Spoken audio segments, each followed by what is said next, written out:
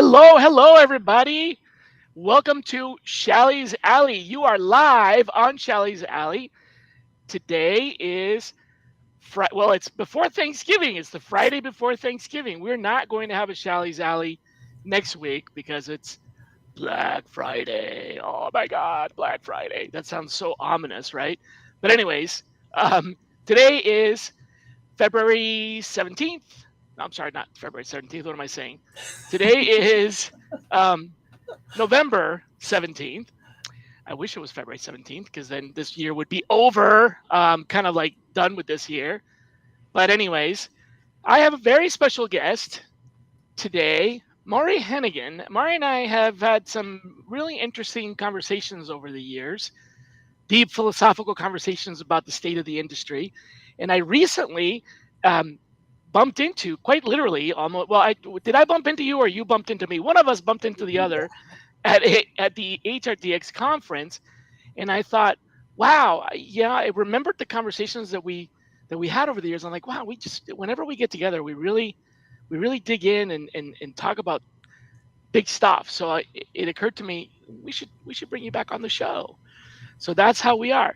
For those of you who don't know Maury, you probably do know SparcStart, which is a pretty cool company. She's the founder and CEO. How long has SparkStart been around? It's been a while, right? 10 years. 10 years, yeah. And I think when we first met, you had just started it. It was really early Yeah. on. Yeah. Can I tell everybody how Tell us we met what. originally? Yeah. Tell, Um, tell us how we met. Yeah. Tell me how we met because I forgot. No, I'm just kidding. Tell us how we met and tell us what SparkStart is because I think that's an important okay. part too. the I'll start with how we met. When I started the business, I certainly knew um, sourcers and understood sort of intellectually what they did, but I've never been a sourcer, and I wanted to really understand, exactly what their world looked like. And you were Mhm. giving a class. And I signed up for it and paid for it and decided to come for a day, understanding I would never be a sorcerer. But I wanted to know what it really was from their perspective, because our tool really helps sorcerers, but I want to make sure I spoke that language. And I flew down to Florida, I'm pretty sure it's where it was.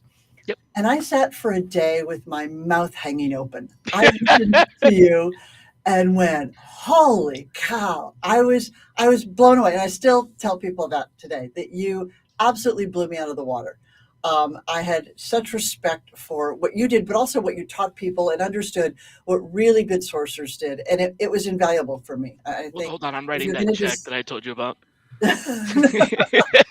it was I mean, if you're going to create a tool to help people, you need to really understand what their world looks like and their I day looks like and the love frustrations and that. all of that. You More can't people should do that. arm's length. But it was just such a valuable education. So I am one of your devotees. I, kind of bow down to the Shally altar Oh, here. whatever. Yeah. A huge, huge fan. So But yes, I really appreciated that you wanted to understand the space, and we spent a lot of time talking about it, which is how we kind of got to know each other. And then, um, was that before you started the company, or you just started the company? I think we were still in product design at that point. Right. Okay. It was really early on. Yeah, And then later on, we met again, and you had already kickstarted the company, and you started to tell me a little bit about what you guys did, and I got it right away. And you're like, "Wow, a lot of people don't quite get it, and they don't understand why this is about sourcing." So, putting the cart before the horse, I guess. Why is sourcing so important to SparkStart? But it's important to SparkStart because it's for so many organizations, it's the beginning of the candidate journey when that sorcerer reaches out to someone.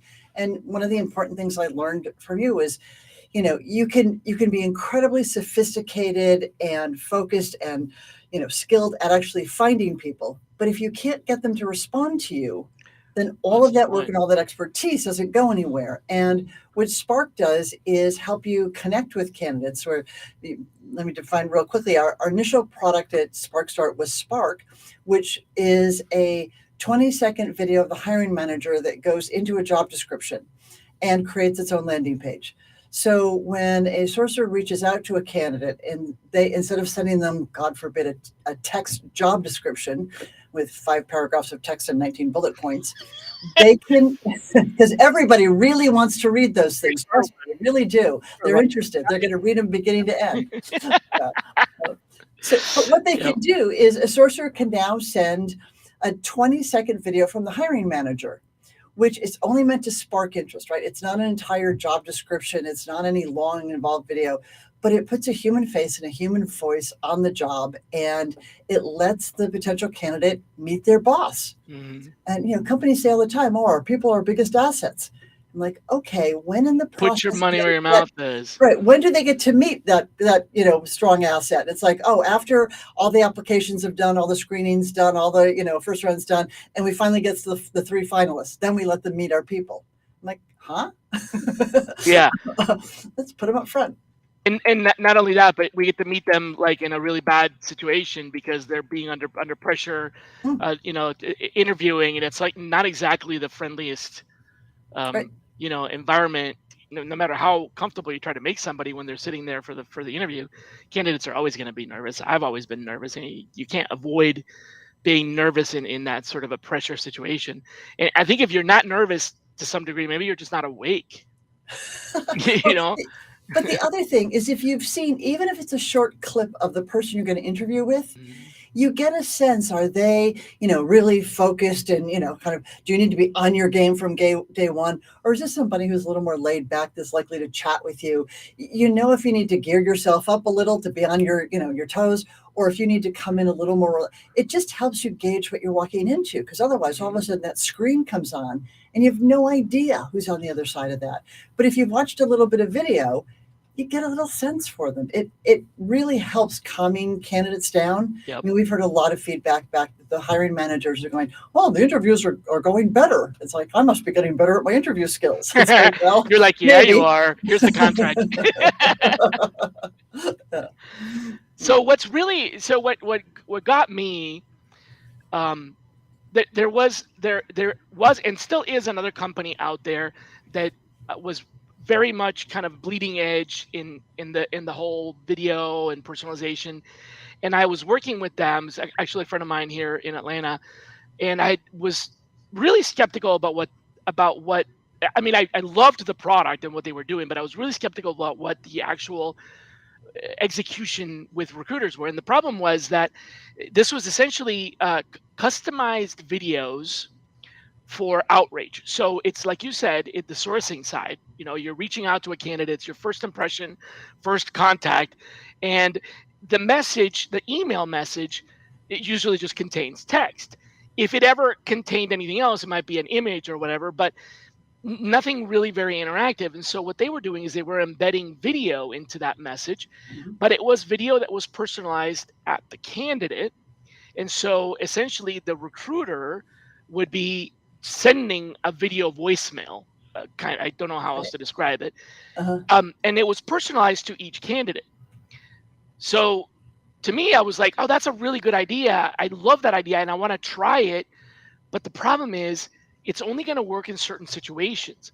It's not universal because if I have to send out, and let's just face it, nowadays what's happening, I probably need to send out maybe 300 to 500 outreach, initial contact messages to get enough people interested and screened and interviewed to make a hire.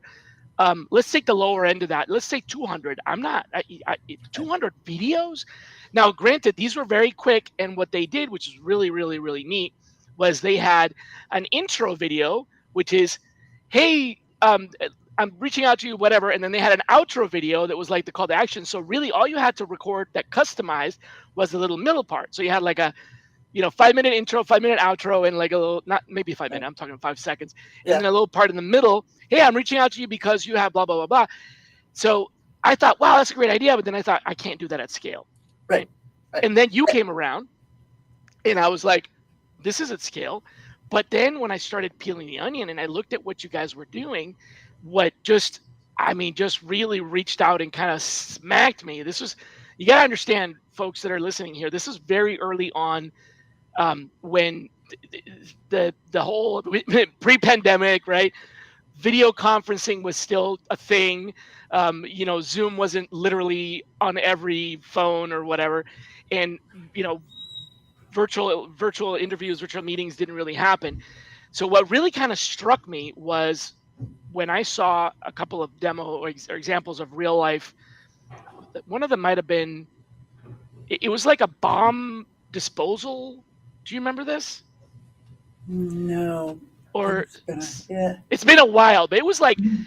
this was a guy. It was a Spark, and it was a guy like, here's my job, and they're like doing the thing, and then they turn around and they talk into the phone, and they're like, this is what I do every day, and I was like, I want to do that,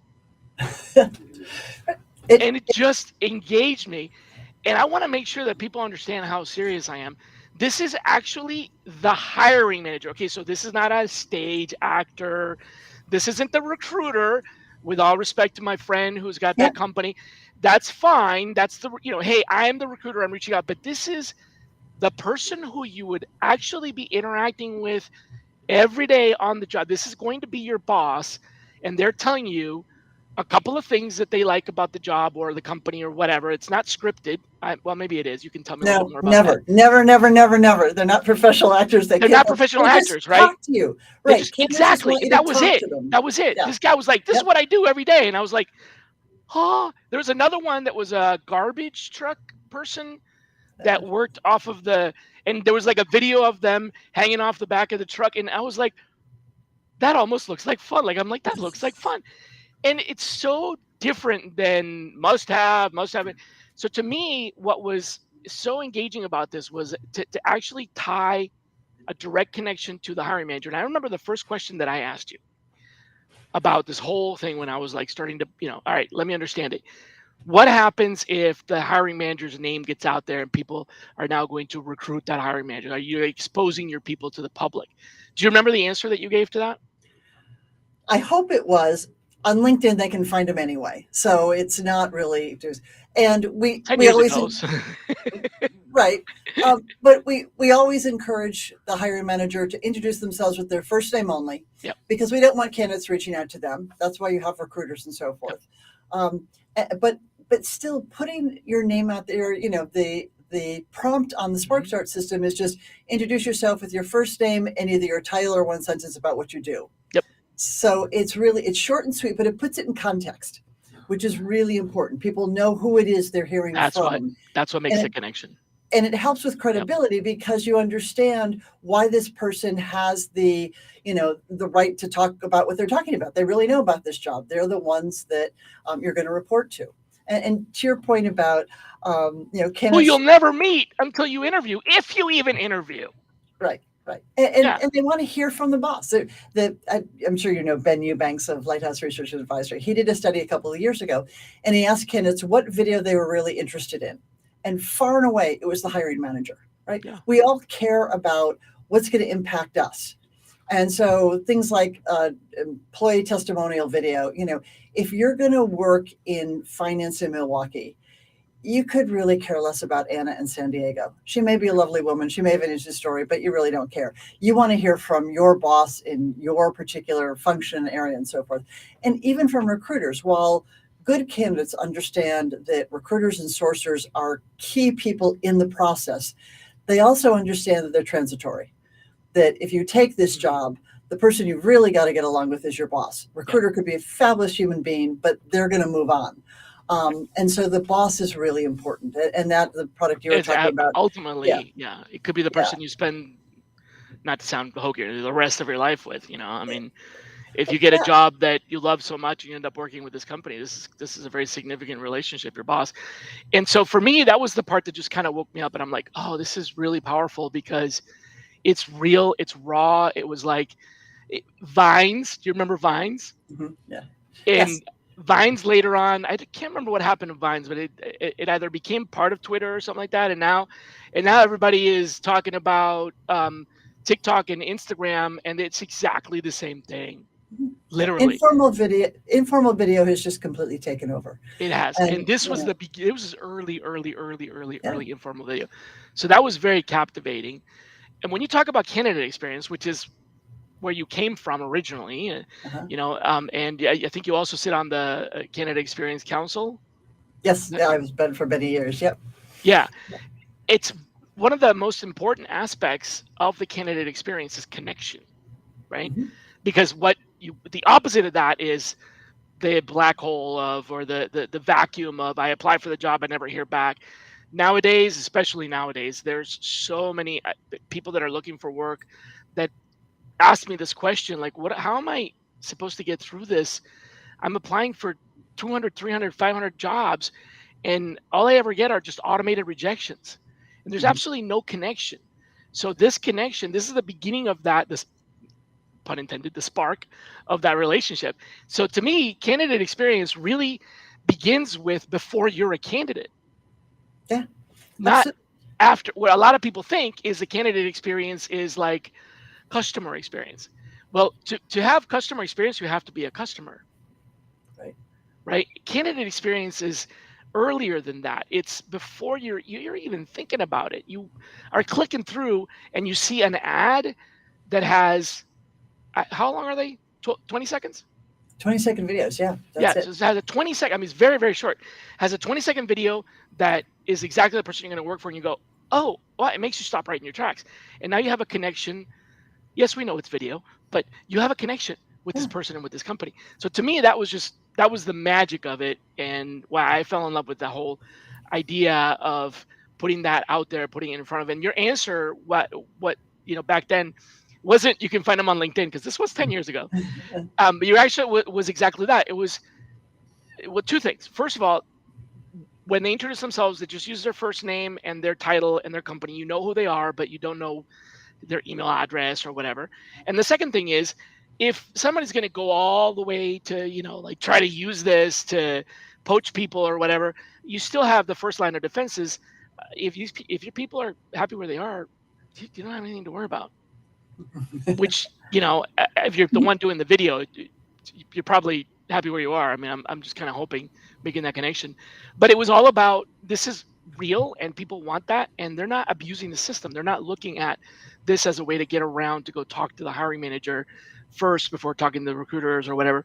And I believe the action item literally is apply for the job. I mean, Right. that's, Yes. there's, Yes. Apply it's here. You've got, right, you've got to exactly. do it. That's lit. So the easiest path to follow, if you're a candidate and you saw a 20-second appeal, not an appeal, but a 20-second example of somebody doing the job, and you're like, I want to do this, is click to apply. Now you're going through the process. So there's no Right. risk really of people trying to use this. Um, I don't want to say Yes. for getting around the And, system or whatever, hacking the and system. among the other things it does, it also helps differentiate the job because you can go through and read job descriptions all afternoon Yep. and they all look the same. I'm sorry. I've rarely read a job description that stood out and made me really be able to visualize the opportunity. But when you meet somebody and you put a human face on it, if you're the hiring manager, Shally, like all of a sudden mentally I've got a picture of this.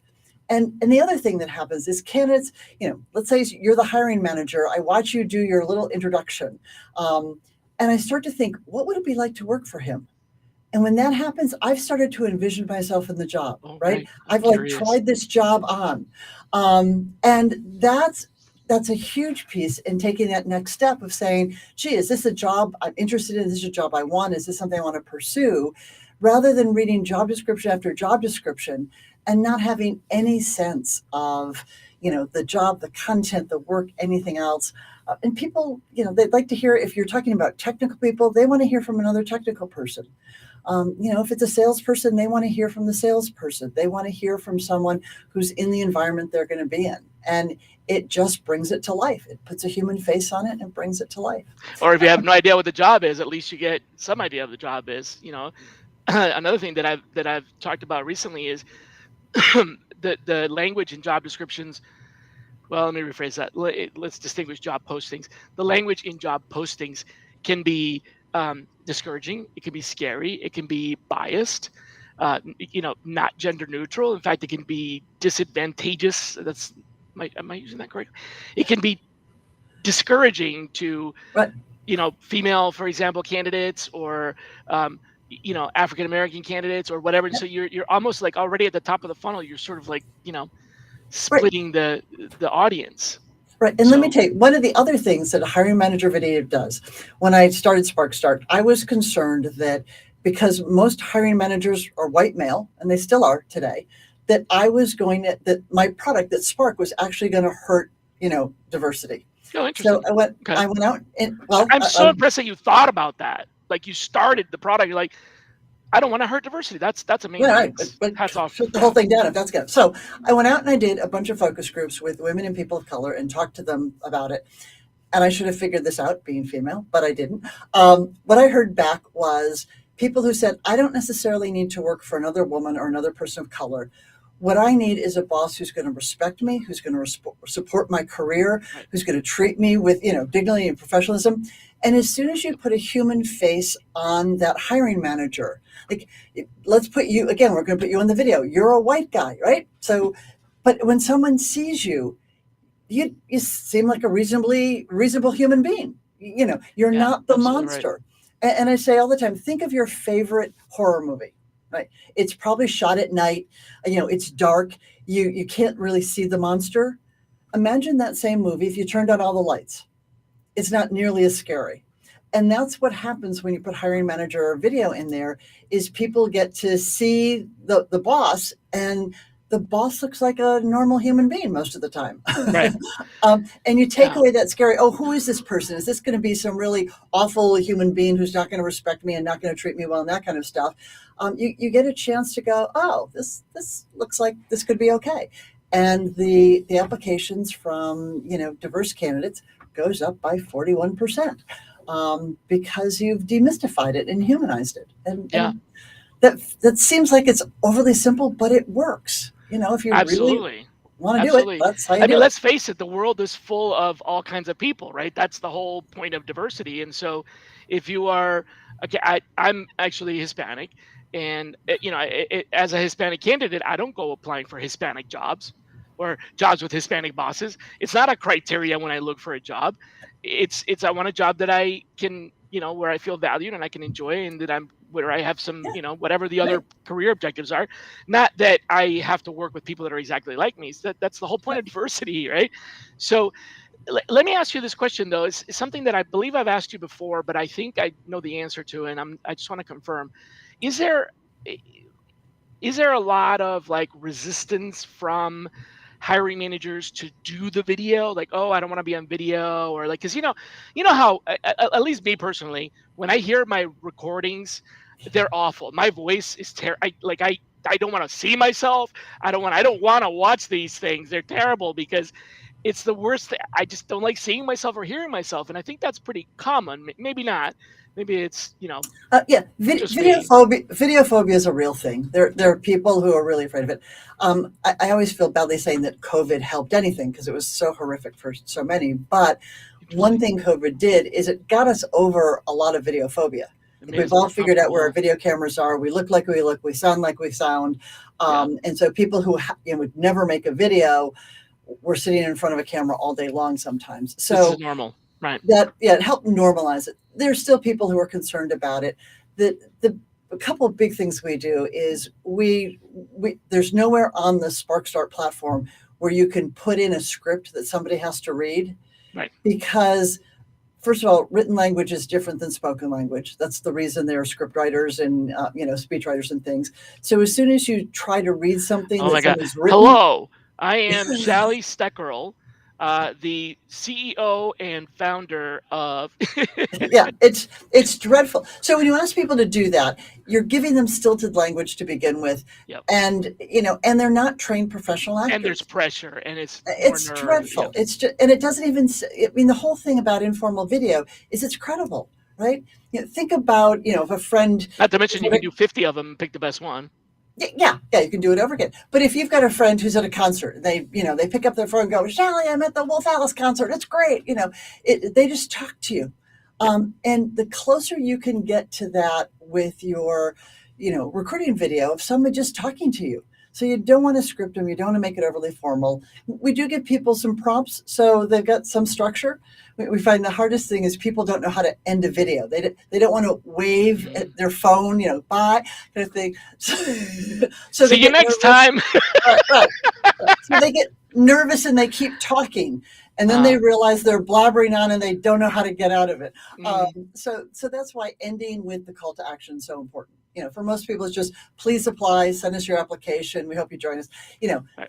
That's an easy. That's a good out. ending. So we always give people that end with a call to action so they Yep. know how to get out of it, and keep it short. You got to keep it short. Please don't let anybody make 2-minute long recruiting videos. Nobody's watching them for 2 minutes.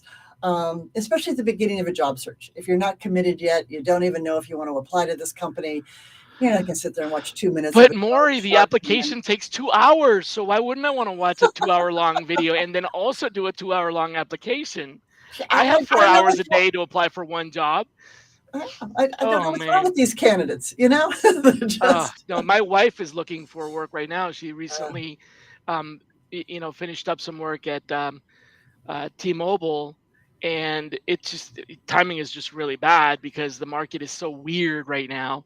yeah. The good and the bad. And that was one of the things I was going to talk to you about today.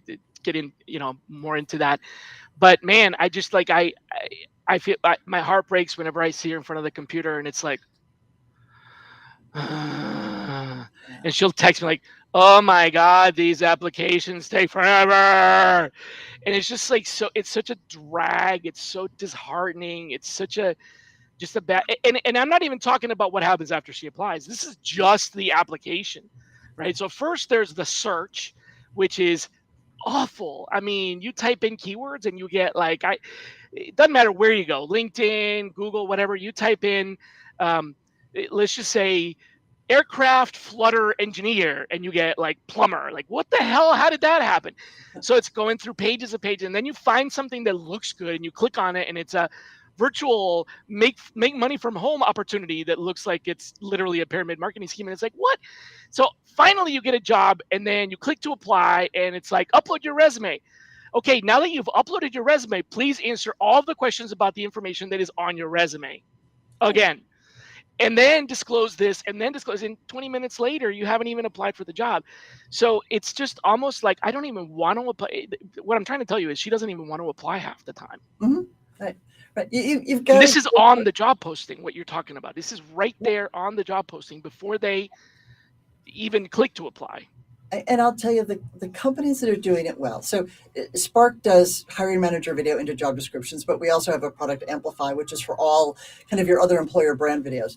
That people who do this well understand that you need to keep people connected through the entire candidate experience. That can even include in an application. Like, let's take a look at the location where you'll be working. Let's talk about that. Yeah, let's talk about it. I want to talk about that. Video here that you can add in. We find it especially when people are doing campus recruiting. By the time you make that offer to your summer intern at the end of the summer, you're going to go almost a whole year before they join you. Like, how do you keep them connected? So there's so many touch points where you want to just remind the candidate why they're engaged with you, why they really want to continue to pursue you as their employer, and video can do that. So we're talking about something that while they're completing the process, there might be a little 20-second video about the location or something like that. Yeah. Okay. All sorts of things. Just to sort of segue, because we were talking earlier about what's going on in the industry and so forth.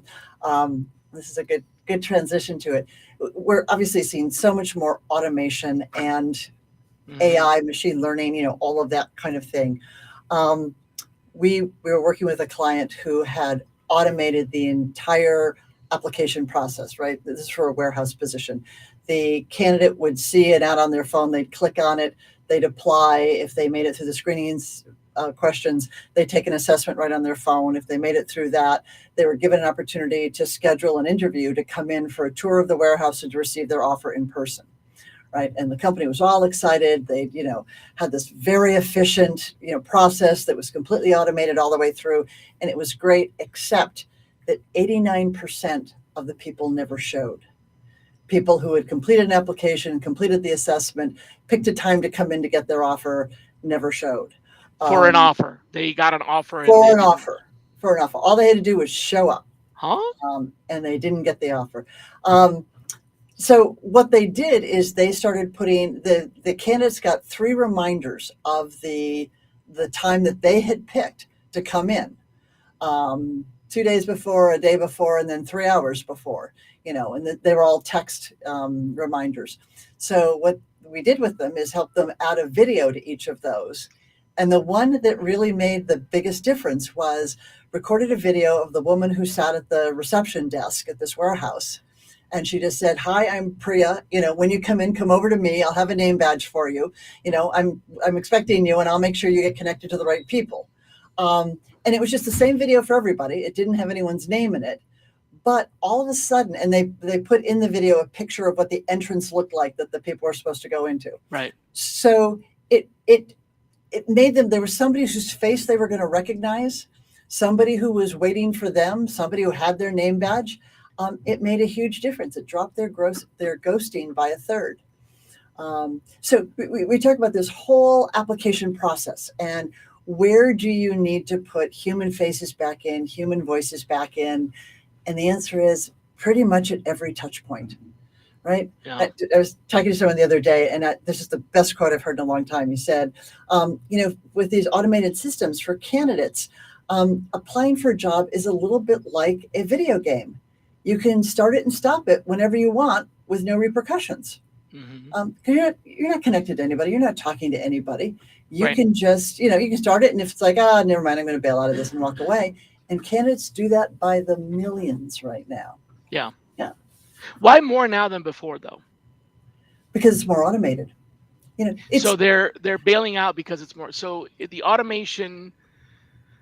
Back me up here. The automation served to do what? What was the purpose of the automation to begin with? Essentially to speed up the process, but primarily to cut costs. Speed up the process for whom? For everyone, actually. The more if you can take time out of it. I mean, in theory, the client who had the application online, it was immediately assessed, online. The assessment was given out, that was graded essentially right away. All those things happened simultaneously. So you could get a candidate through the whole process in an hour, and they could get their decision in an hour. So it did speed things up for people. The problem is they didn't feel like they knew anybody. A lot of the candidates didn't even know if the job was real. Uh-huh. I'll tell you, my son applied for a job. He went all the way through the process, never talked to a human, got a job as an EMT, and then he got all the pre-employment forms. I was like, no. You don't put your social security number, and any of the other stuff in there until you've talked to somebody and you know that this is for real. There are a ton of scams out there. There are lots of them. Lots and lots of scams. And from a candidate perspective, how do you know? How do you know where this is going? Well, I can tell you how to know, and that's something that actually I teach, believe it or not. But how does the candidate know? I mean, I'm saying this is something I teach candidates. I teach candidates how to detect this. You can't be 100% certain, but I do teach them how to detect it. But the reality is what you just said, that's exactly right. You don't disclose anything that is, especially social security numbers or anything that's extremely sensitive like that. You don't disclose that in an online application before you actually speak to somebody and confirm that they're from that company. One of the easiest ways is to make sure that you're getting an email from somebody on that domain. If I get an email from Maury at SparcStart.com, that the probability that you actually work at that company is a lot higher, right? As long as you know how to check a masked email. That's right. As long as that's right. And that's one of the things that I talk about, but that's exactly right. The problem is that people just don't even check for the email. So, and there's more fraud too. There's more fraud than just the social security number. There's, jobs that require that you pay up front to travel. And like literally they take your money and ghost you. I mean, you just gave them money. It's like never pay for, up front. Buy your uniform, buy your whatever. Oh yeah, right. People being Exactly. taken all the time. And you've got to put some of the human piece back into it just for credibility. It's one of the reasons we're such big fans of informal video. There's something credible about informal video. When it gets too slick and too polished, or heaven forbid, AI generated video right now. There's a piece of it that just doesn't feel real. And we have, you're going back to the hiring managers, do they feel, self-conscious making video and not like the way they work? And they want the videos to be perfect. And we always say, it's okay if you lose track of your sentence, or or you stop, or you whatever, because that's the way we speak. We very rarely speak in a full sentence beginning to end. At least I don't. I interrupt myself all the time with Yeah, things. yeah, that's how But we speak. that's That's normal right. speech. That's Yeah. natural language. Take that, Chat GPT. Yeah, mess up and throw in some ums every once in a Yeah, while. put in a few ums. So Michael wants to know of a good example, and this is incredibly unfair because I know you have some great clients, customers that are using the technology, but if you were to literally just rattle off a couple, go check out blah blah careers, like I don't know, careers.underarmour.com or anything like that, so they can see a job application with the videos in it. They want to know about that. Um, I certainly can. One of the things we do for clients is they don't have to put hiring manager videos on all their jobs. Right. We've automated it so every time a requisition gets opened, the hiring manager gets an email saying, please record a 20-second introduction. They don't have to download an app or anything. They can just click on a button in the email, and their camera will open on their phone or their laptop or whatever they're using. But some hiring managers choose not to do that. So we have set it up so when they do make a video and it gets approved, because someone has to approve everyone, so you have to Mhm. worry about proprietary information or whatever, it will show up. So you could go to a website, and unfortunately, you might have to hunt around to actually find it. One of the Not ones, all job descriptions on that company's website will have it, right? right. You can take a look at Regeneron. They're one of my favorite clients. Talk about a place with a genuinely strong, positive culture. So you watch these folks talk about their jobs, and they are all about delivering medicines that help people and help their life, extend their lives and help their lives. And so it's really a joy to listen to people talk about what they do in quality control, or what they do in manufacturing, and what they do in research and so forth.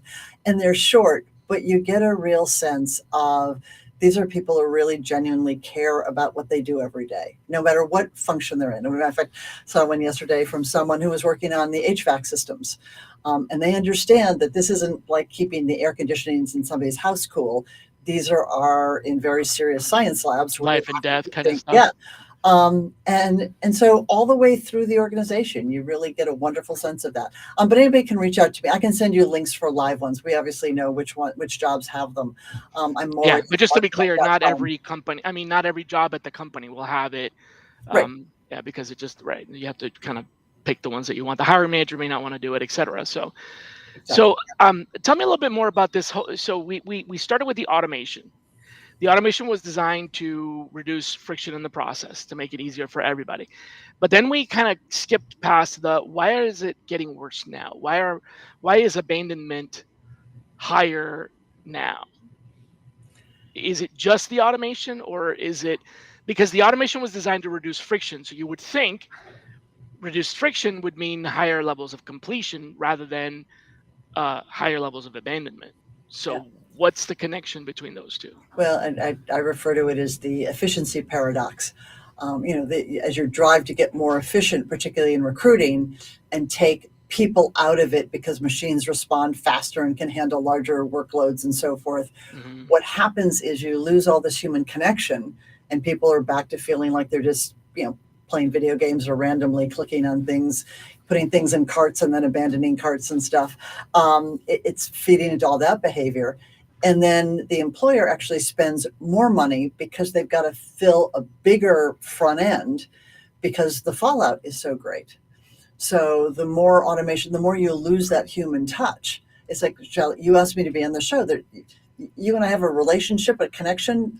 I was absolutely going to show up today. There's no way I was not going Yeah, to we have a 57% no-show rate on the show.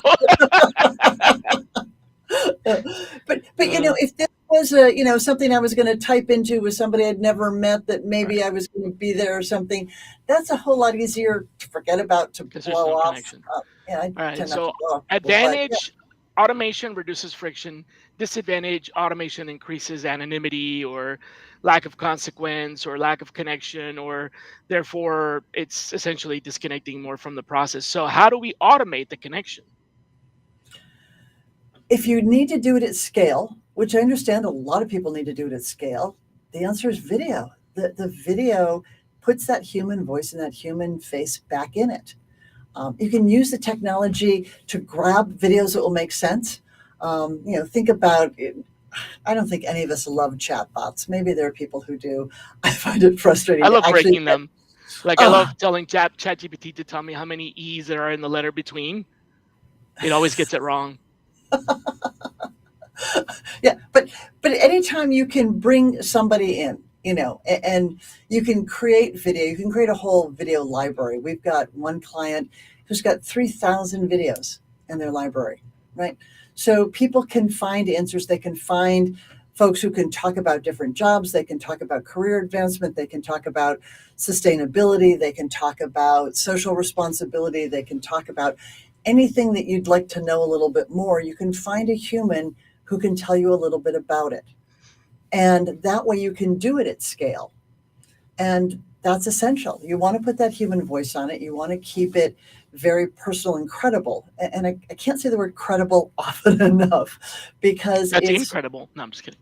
it it really makes a difference. A lot of people think, oh, informal video is somehow bad quality video.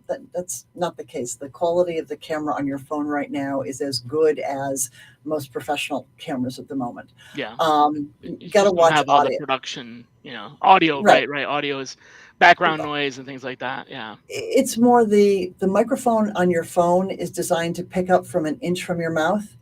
So when you start using your phone to film other things, or you hold it away from you and it's now 3 feet away. But on Amazon, you can pick up a little lavalier mic for $3. You don't need the $60 one. A $3 one will work absolutely fine for these purposes. Because it gets right Um, to your, right. right. And you can produce really good quality video easily and fast. And then you need to put it on one platform so everybody can grab it and organize it and find it easily. Welcome, SparcStart. But there are ways to do that. It's probably not SharePoint, but you can make that easy You can to make that. have So those. video is one of the answers. What else is Absolutely. going on? What else is going on there out there in the candidate experience realm? So we've got the paradox of the automation. Then we've got the connectivity through video. Are you seeing any other massive changes? We were talking about this at HR Tech. You see any other massive changes and kind of shifts in the entire industry of the talent market, the job market, the employment market? Anything else that's I think there are two of them. One is we're seeing much more focus on internal mobility, of hanging on to the folks you've got and loosening up those ties on how often people can change jobs. I mean, I understand you don't want people jumping every 6 months to a new job yeah, because you can't really see the results of what they're doing when they're jumping that often. But if they're going to leave you anyway, and you're going to hire a new person every 6 months to replace them, all you've done is added recruiting costs to all of this. So we're seeing a lot more openness to internal mobility. We're also seeing on the recruiting front a lot more employers who are really looking at employee advocacy programs and having employee ambassadors and understanding. You will love this. I talk to folks all the time in the industry, and we were talking about informal video, and he was showing video from this organization that had been made by employees and posted out on their own personal social media, and showing it to the head of employer brand and actually the head of TA. mhm. And one of the videos was a young woman who was talking about getting her job at the organization, and she was going through what the process was like and so forth. And the executive's comment was, "That's not sanctioned." Sanctioned. Not sanctioned. That's an No, unsanctioned action. it's not sanctioned. But this young lady made a video and put it on her personal, social channels, but had company name in it and was very straightforward. So and you can take it's not sanctioned, we're going to shut this whole thing down, or you can say, our employees are out there talking about the company anyway. Let's see if we can harness some of that energy and their desire to share. And if you need a fundamentally positive corporate culture to do this. And if you don't have one, your problem is not recruiting. You need to go fix your culture if it's not a fundamentally positive culture. But if you've got a fundamentally positive culture and people are getting satisfaction out of their work and feel like they're contributing and they're respecting, then you can take all of that energy and tap it and use it to help you in your recruiting. So the we're seeing lines are blurred. Yeah, Or yeah, blurring, I guess. we're seeing people that are, and companies are saying, in the same way we saw companies that started to support their alumni networks, right? It used to be when you quit the company, you were persona non gratis. Yeah, didn't want to hear from you. You weren't a good employee anyway, was kind of the standard first. And now all of a sudden it's like, oh, gee, maybe you went to work for, sort of somebody who would come back into our environment, part of our ecosystem. And really started to embrace that. So we're seeing companies starting to embrace employees who are sharing on social and giving them some of the tools, giving them resources, giving them recognition. How about that? We're seeing companies that are giving employees points that they can trade in for vacations or sweatshirts or those kinds of things when they share company news and so forth. And just instead of trying to control it so tightly, saying, okay, there's energy here and potential here. Let's support it and make sure it's constructive and where we want it to be. But that's very different than we have our 2-minute corporate video and this is our word to the world kind of thing. Marketing sanctioned, blessed by PR, watered down to the point where it might have been created by ChatGPT. Right. And legal, crossing out every word that meant anything. Every word that could potentially be used against you in a court of law. So I want to the real covert reason why I wanted to have you on the show, the truth comes out, is I wanted to ask you this one question, and I don't expect you to be able to have an answer right now because this is something I've been thinking about for a while, and I think it's pretty early on, and I hope I'm not letting the cat out of the bag. But what do you think about influencer marketing, creator-driven commerce? There was an article recently from, I don't know if it's an article, actually, a research study from Goldman Sachs that said that the value of the creator e-commerce or the creator commerce industry currently today is 250 billion with a B, and that by the end of 27 it'll be at least 470, if not closer to 500 billion. That is some money. And what I wanted to ask you is, are you ready for that? And what is that going to look like in recruiting? Is there creator-driven, influencer-based recruiting? I can't say any specifics, but I'm going to be flabbergasted if it's not already happening. It's happening for multi-level marketing. It's always happened for multi-level marketing. It's always happened for recruiting people to, selling and recruiting kind of get blurred, right? If you're recruiting people to join a cause, recruiting people to sign a petition, so there's been a lot of that, but I'm talking about employment. Mm-hmm. Yeah, no, I would be surprised if it weren't going on. I doubt anyone's going to be public about we're paying this individual, Why not? So much. You pay for an advertising. You pay. Is your company free? Can I get SparcStart for free? Close, but not quite. Yeah. So why, so if I'm paying SparcStart to do their job that I'm hiring them for because I want to, because I think it's a great idea and it works, why wouldn't I also say, hey, I'm also paying LinkedIn? Huh? Gee, big surprise there. Why would I be ashamed of telling somebody that I'm paying an influencer to advertise my jobs? Because they want the illusion that the influencer is genuinely recommending it rather than spouting paid whatever. Well, we just stepped on a landmine. There's a lot of law around that right now. Yeah. Around, Shally, the illusion. This is not a paid sponsorship, or this is a paid sponsor. Yeah. But in our industry, in the HR tech industry, there are a ton of thought leaders who are getting $3,000 a month, to favorably talk about products out there. Some of those folks are straightforward about it. Some of those folks never mention a word that they're being paid. Regulations are going to change on that because it's the same kind of thing. But I'm talking about jobs. Yeah, for jobs. Yeah. Yep. I think that's Been thinking about that a lot, and I'm wondering um, if you're ready for that, and can we create a product together? No, I'm just kidding. Because I think there is going to be there's going to be a way to do that, right? It's very early in the creator commerce industry still. I mean, it's mhm, been maybe 11 years since kind of the beginning of it. And if you go back to like affiliate marketing and all that, okay, it's but what we're talking about now, these micro videos, I'm probably not using the right word, but these 20-second videos, these videos about lifestyle and travel, and whether they're disclosing it or not, are definitely the new marketing. You know, mhm.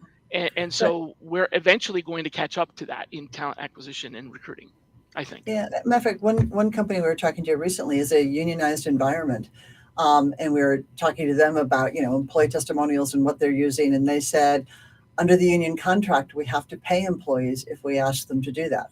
So even just a day in the life or any kind of it would be true of even a hiring manager video under the union contract. But They you're would paying them have to come to work, so why not do it while you're at work, or they have to pay because them it's again? not part of the union contract of the duties that they're supposed to do. You have to pay again, so like another, okay, yeah, but just yeah, so why not? Yeah. I mean, Yeah, it's very, very strict very environment. So, reasonable, reasonable to pay somebody to do something if you're asking them. If they're an employee and you're asking them to do something, why not pay for them, right? yeah. So So, yeah, I get it. yeah. So it's we're going to see this evolve, and it's a little bit we because so many people use video to support their DEI efforts. There's always this difficult piece of, gee, we have a black female. Do we ask her to make a video, or is she going to feel exploited? But then do we have all videos of nothing but white men? And my answer is always, how about you recognize the black female as an adult and you ask her if she would like to? Because some people don't want to be the black female or the black man. And other people say, I do want to be, an example to other people to realize that they can succeed in this organization. And it's my way of giving back. I So mean, talk about scripted. Like, going back to the original. Hello, my name is Shally Steckerl, and I am the gay black male at. I mean, let's not make it too obvious, right? So it's got to be organic. If she or he or they are the hiring manager, and this is about hiring managers, then that's the decision, not whether or not they're right, race or right. gender But identity. even Yeah. for employer branding, I mean, I think we have to respect both mindsets. That Mhm. there are some people who really do want to be ambassadors.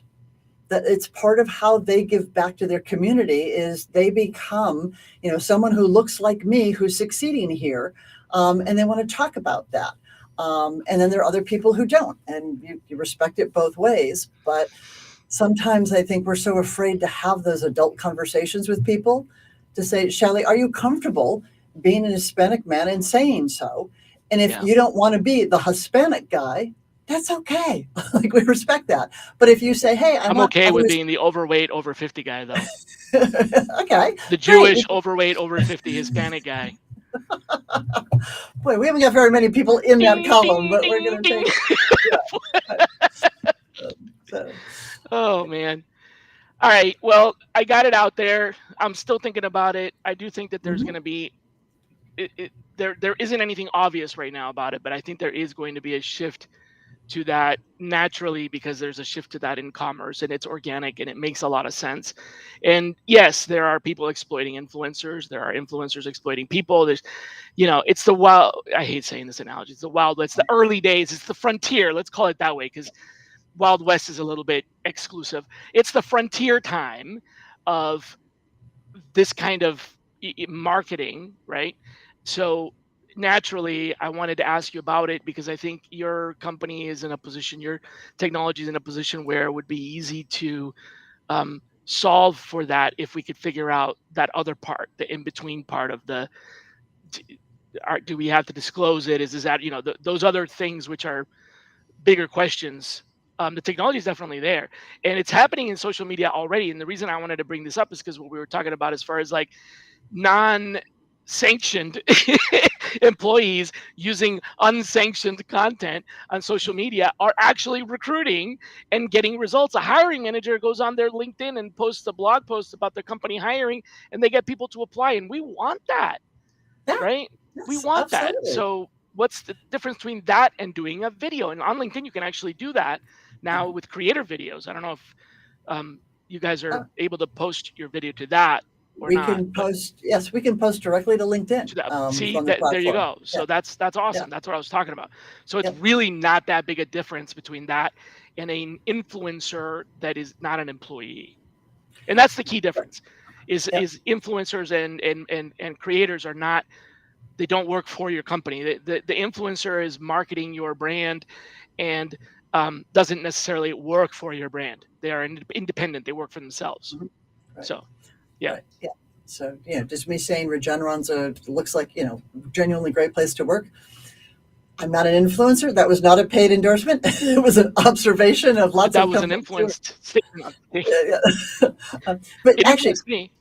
there's probably a business out there, someone of being an agency to connect influencers with, TA departments to say, hey, if you're looking for radio frequency engineers, I can get this individual to be, to endorse your organization. And you'd have to create the stable on both sides, but there's probably a talent agency out there that does those kinds of things. I don't want to be that talent agency, but Yeah, there's talent probably a agency business is a there. different model. Yeah, that's representing a, yeah, that's a representation. There's a whole lot of legal and other things like that that have to Yeah, do with contracts and everything. yeah. So yeah, I get that. And most influencers that are at the top of their game have an agent that represents them anyways. So even if you had an agency for that, you would still deal with dealing agency to agency, just like in Well, Hollywood.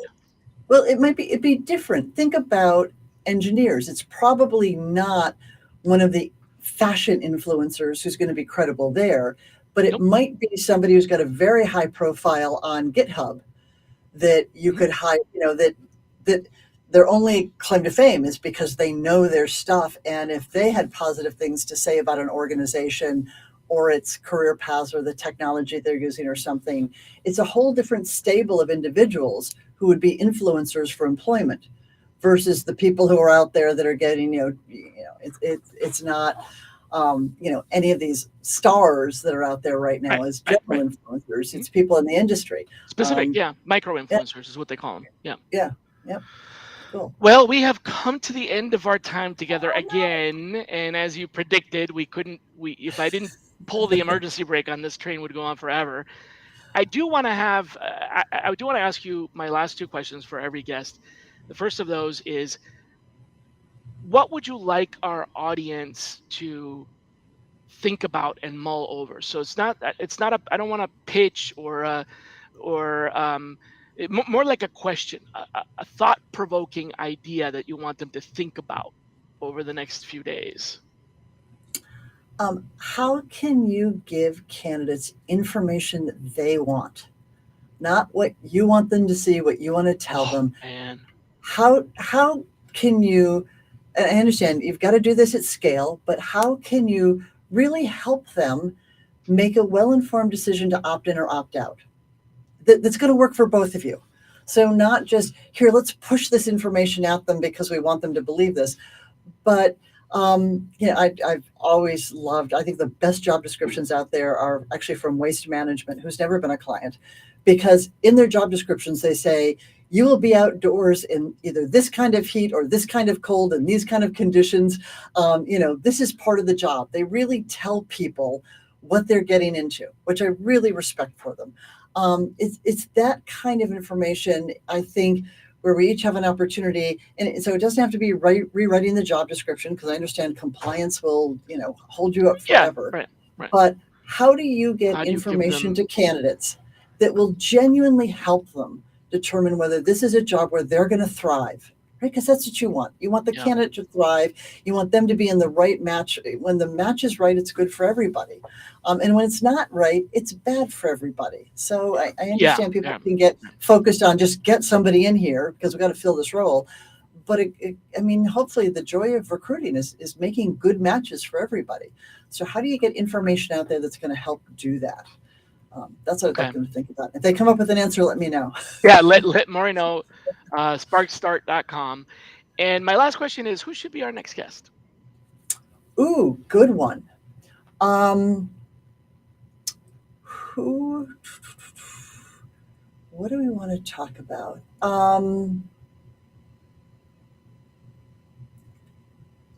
Do you know Steve Tuchuk? He's now at AMS, has been in the industry for a long time. His focus has always been campus. And I always think it's interesting to look at how students are responding to things. I'm I'm not a big believer in trying to lump all generations together and say that they are a homogeneous group. However, I think when you get, campus hires really are bellwether of a lot of particularly professional roles. I think, and Steve is delightful. So I'm going to All right. recommend you talk to him. On it. Thank you very much. Maury, Good. it's been a pleasure.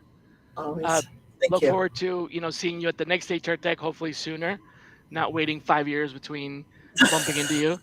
Let's And hope. yeah, sooner than that, I'm sure. Yeah. And thank you very much for Thank being on the you. show. It All right, was great fun. everybody. Thanks, Have a Shally. great weekend. Happy Thanksgiving to y'all. Remember, no show on Friday, Black Friday, go shopping, and be kind to each other. Bye bye. Thanks.